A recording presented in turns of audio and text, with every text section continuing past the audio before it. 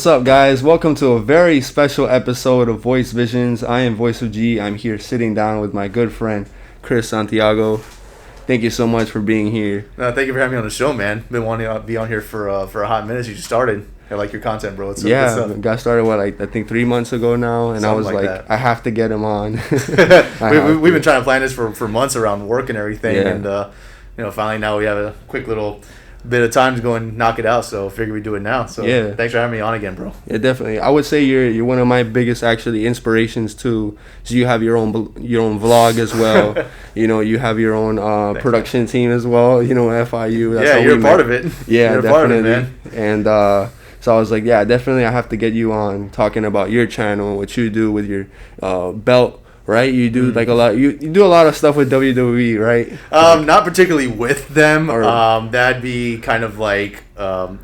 I don't want to say a dream come true kind of maybe thing. Maybe not WWE, but definitely wrestling. Like you've definitely a lot of pro wrestling. I'm into that too. So. What's that? I've been into that too. Like I had my little phase, like I would say, like middle school, high school. Like man, you just make me feel like dumb right now. With that. What you mean? Because you're like, man, I have my phase, and here I am, 28 years old, and like I'm still doing this. But you definitely like you review the belts, and you're definitely more into it.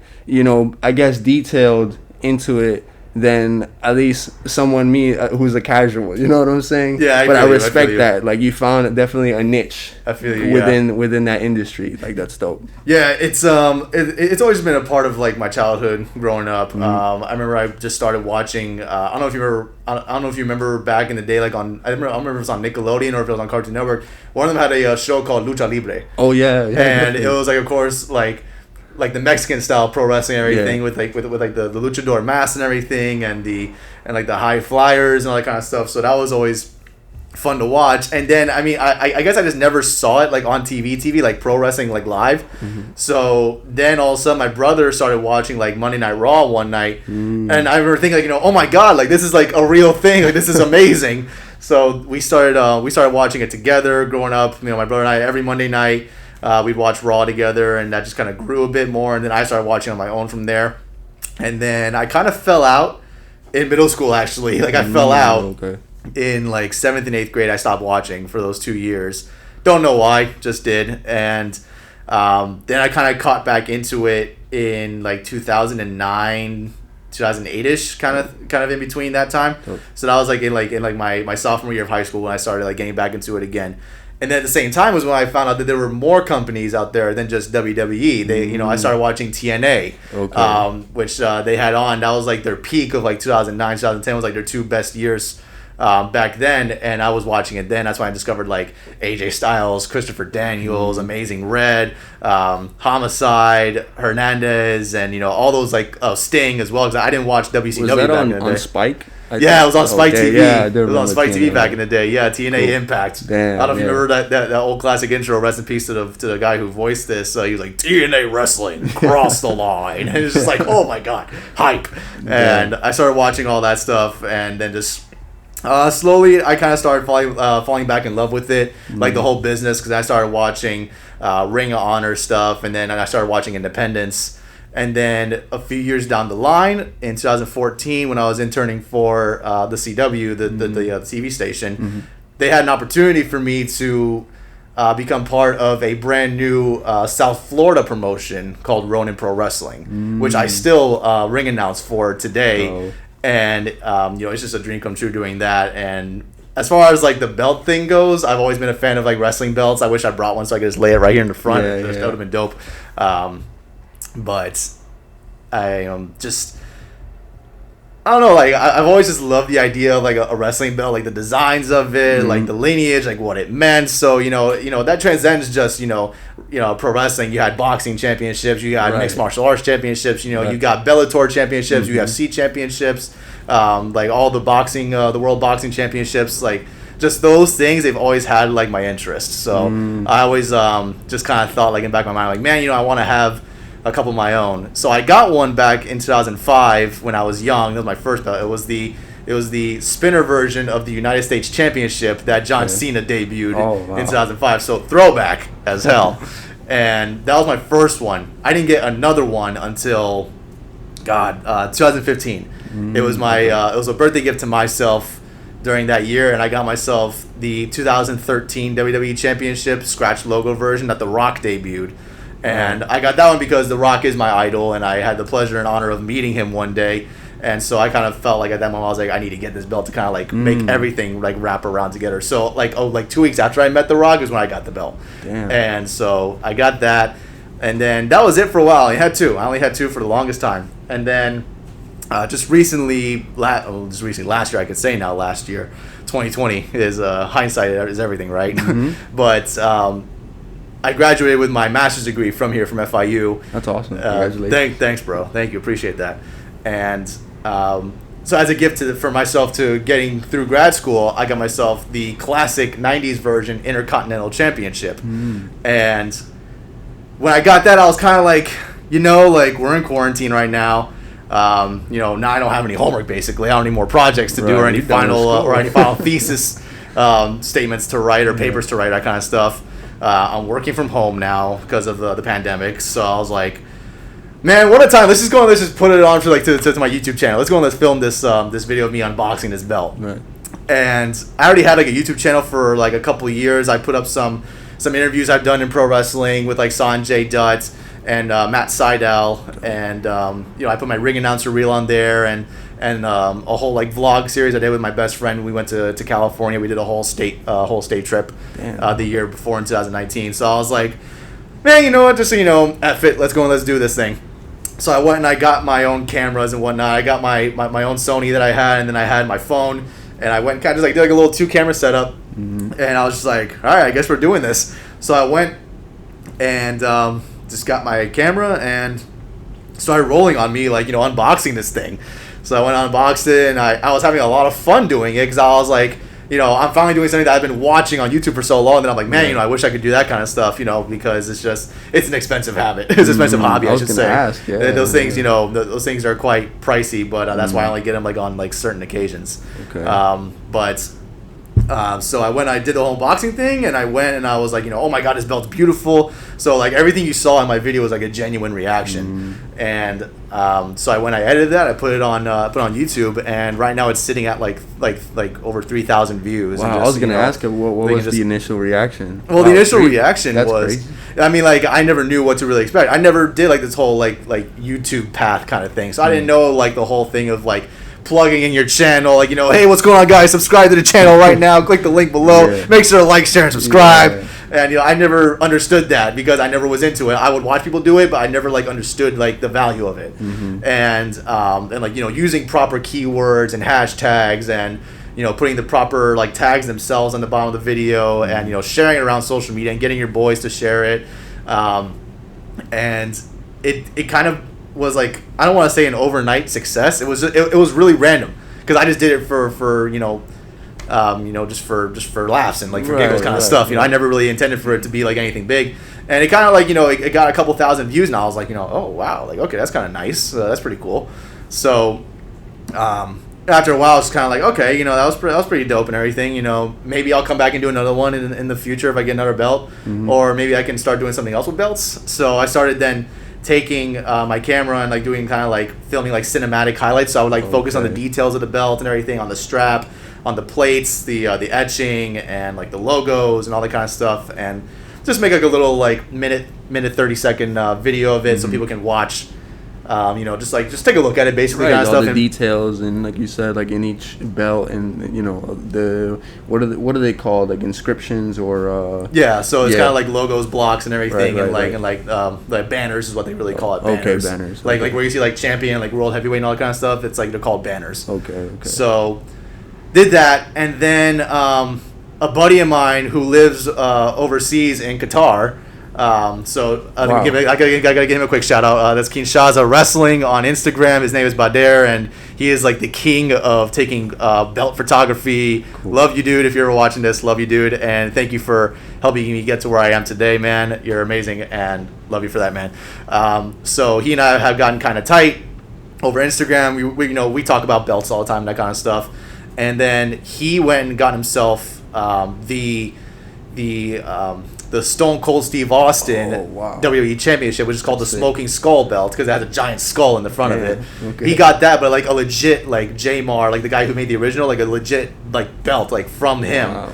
And it got all the fixings on it, like the real leather, the really quality plates and everything, and the detail. You can't beat almost like the OG style of it. Right. So he got that, and then he and I got to talking, and he went and we kind of agreed on collabing because he could film the highlights of the belts, and then he would send it to me to edit. Okay. So I started doing that, and then that started picking up traction because of his own followers and whatnot. So we started doing that more, and then after I did that, everything kind of like has like a chain of command or like a like a domino effect. Like one happens, another one keeps on rolling. So there's a company that makes championship belts called Fondue belts, however you want to pronounce it. It's FANDU, Fondue belts. And another good friend of mine who used to live down here, Chris Van Vliet, he used to be a host on Deco Drive Channel 7. Oh wow, okay. He's also a big wrestling fan, and he does interviews for pro wrestlers. You can check out his channel too. It's the Chris Van Vliet Show, and you can watch all his videos on there for his countless interviews that he's done with celebrities and with pro wrestlers.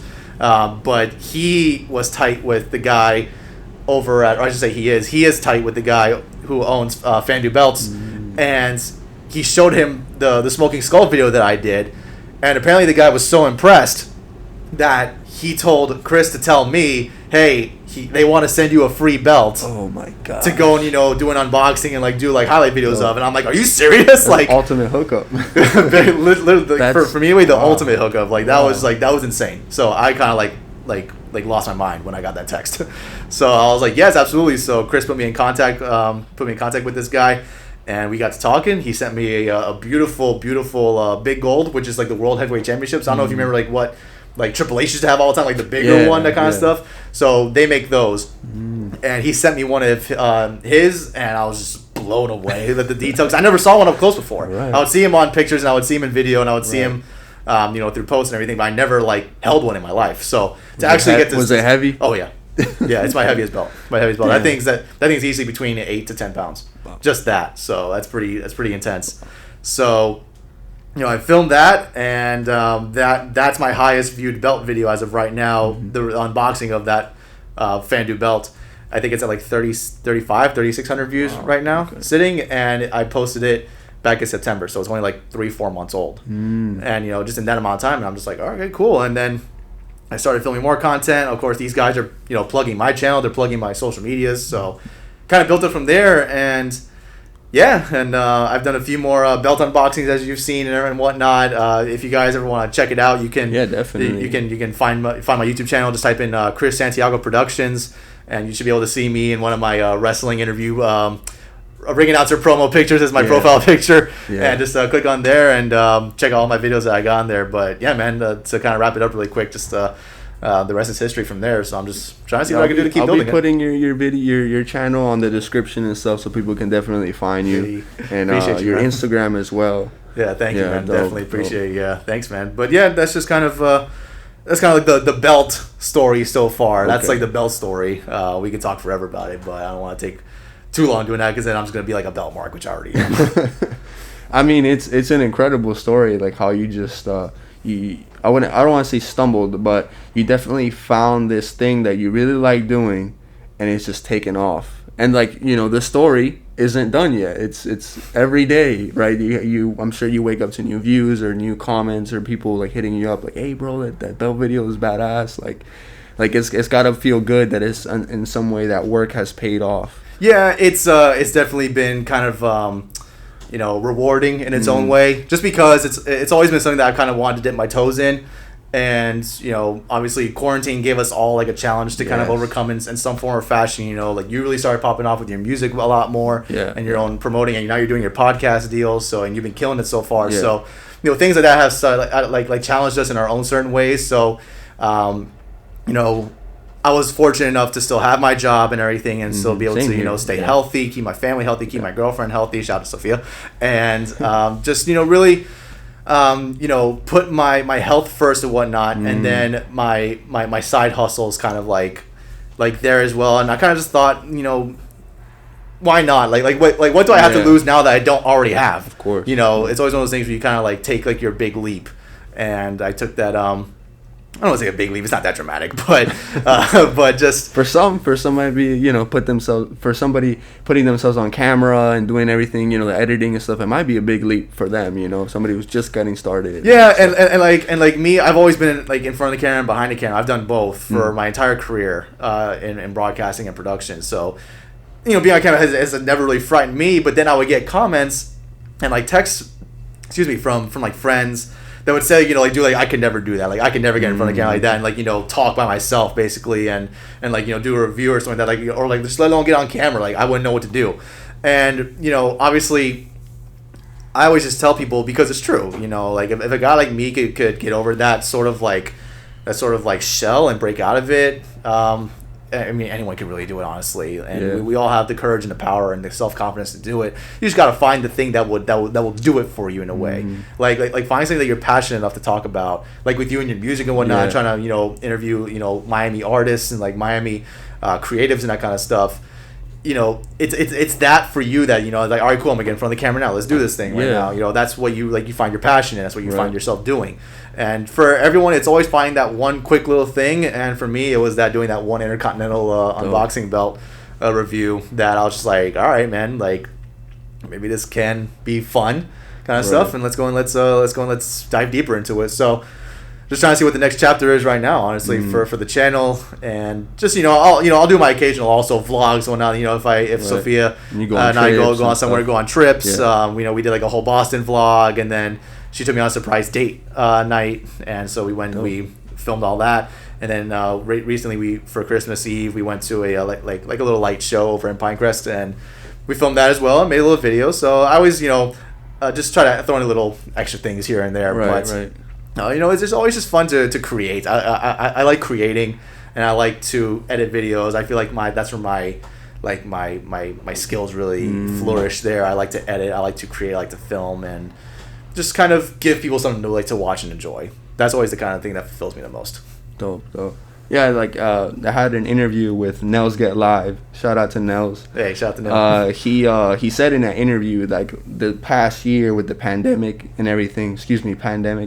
It forced growth. It definitely forced people to growth and get out of their comfort zone. Yeah. So that's one reason why I got this whole thing started. I've never been, I guess, afraid of the camera or whatnot, but I do remember being in like middle school, going to I was probably middle school age, and I went to the Actors Playhouse in Coconut Grove. And I told my mom, hey, I wanna act. Like, this was like a random spur of the moment thing, and I tried it out.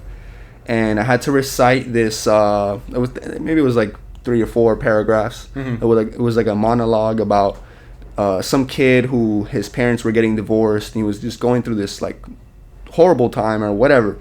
So I practiced it for maybe 6-7 weeks. I was ready. I was I would recite it to myself, without the paper in front of me in the mirror. I would nail it every time. You're memorizing all the lines. But it came down to the day where I had to perform in front of maybe 30, 40 different people, right? I froze. And another thing, I had a mask on too. So I had like this mask I had to design. And some people may, find themselves being able to hide behind the mask or whatnot. I thought to myself, I'm like, I'm going to be wearing this mask. I'm going to be in character. It's going to be super easy. This finna be a breeze, right? I forgot all my lines. Oh no! They had to, like, the director had to run to the back and like hold up these big postcards with the lines. So you could read your line. I was just like stuttering reading that. It was bad, and it was the last time I tried to act. Oh man, I've been there before though, where you kind of freeze in the moment. I feel like everyone who does acting or some sort of thing like does that. It's you freeze in the moment, like you think you're ready, but then when you do that. And then honestly, dude, like another thing too is I've been doing ring announcing for a few years and whatnot for pro wrestling, and I don't want to say I can kind of attest to this because I've only really done it for Ronin, but I don't know. I feel like that performing in front of like a smaller crowd is a lot harder than performing in a larger venue kind of thing. Because the thing is, when you're in a larger venue, no matter what, you're gonna get a sort of reaction. And that's the thing that we always try to do is that we want to incite reactions out of people. Mm-hmm. We want them to feel something. We want to have their emotion. So performing in front of like a larger crowd, it's easier because they're going to react no matter what. That's just the vibe that's always going to happen, you know. Mm-hmm. But then when you're performing for like 20 to 40 people, like you were saying, they're all staring at you. And it's going to be quieter. So that means that you need to work harder on getting them to react to certain things. And that's always kind of like a challenge that I feel like if anybody has to go through, like, man, power to you. Like, that's tough, and I give you all the respect in the world for that. Yeah. So I feel you on all that. Where, you know, I mean, I'm sorry you had to go through that. Man, that's tough. No, but you grow, right? You grow through that because like once I hit high school, I was more comfortable talking to people, you know, one-on-one. I had to break out of my shell. So some people have to go through some character development, right, to push themselves to be better at whatever it is, whether it's editing videos or performing in front of the camera or whatever. I think I talked to Danny, who was here. You can't really Danny Torres in the backseat over there. But in his interview, we were also talking about being prepared, too, in front of the camera. Yeah. Some people think that we get, you know, announcers get in front of the camera, they click a button, and boom, they're ready to go. But there's a lot of preparation that goes into that. So, yeah, big time. And I'm sure with the belt videos as well. Yeah, I mean, with the belt videos, and I always try to amp things up a little better, so that way then people just don't get used to like a standard, like, oh, this is another like Chris belt review or like Chris video or something like that. I always try to do something different, so I'm adding different elements, different graphics. And then just for my last video that I did with Chris Van Vliet's custom belt, I went and I made my own like backdrop in a way. So so Sophia, God bless her, I love her for this. She got me belt hangers for Christmas from WWE's shop website. And so I went and I put up my Intercontinental, I put up my W Championship on the wall.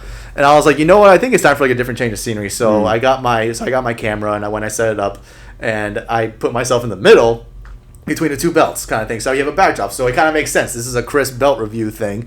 You're talking about belts. There's belts behind me. So so I started doing that, and I feel like that's a good change of pace for the channel. So I want to start doing that a little more. And also, like I said, implementing new transitions and graphics into my videos and like elements. Anything really. So also the new music and everything. I put your songs in my video now to shout you out. Of course, but vibrations. You know, everything is energy. You gotta believe. Yeah. Like, oh man, it got so stuck in my head now. I love that first line so much. Oh, of course. But thank you for that shout out. Of course, and man, thank you for sitting down here on Voice Visions and just sharing your story and how you came about and what you do. You know, I'll be. I guess during the game today, I'll be getting some nice B-roll footage. Let's do it. Yeah, definitely, man. We got a game in an hour and a half, so we got to go get started. We got to prepare. We got to prepare for the show, ESPN style. So you already know the vibes. All right, thank you guys. Another episode of Voice Visions again here with Chris Santiago. Check his channel out. And, of course, I'll be putting your Instagram out there so people can check you out. Yeah, Instagram. And also, again, subscribe onto my YouTube channel. Check me out if you're into pro wrestling or belt reviews or just vlogs in general. You can always check out my channel, Chris Santiago Productions. And then, like I say, he's going to drop the Instagram link and the YouTube link down below. So you can always check that out. And just thanks to you, man, for having me on the show. This is a lot of fun. We could probably do it again and again. We have so much to talk about. Yes, absolutely. So I'm definitely down to help you get pushed out more content if you ever need it. You can always hit me up for another video. So, yeah, make sure to check out his stuff too, guys. Voice_visions on Instagram. And also, they call me Voice on Instagram as well. And check out his YouTube channel as well. Check that out. So check out all his content, guys. This guy's the legit. I promise you that. And I'm not saying it just because I'm his boss and friend. He's dope, guys. So check him out and everything. And Danny, I don't know if you can give like a quick little yes in the back. Yes. Shout out to Danny. Shout out to Danny. But yeah, so thank you guys for checking this out. And thanks for having me on the show, man. Hey, no problem, man. Peace out, guys.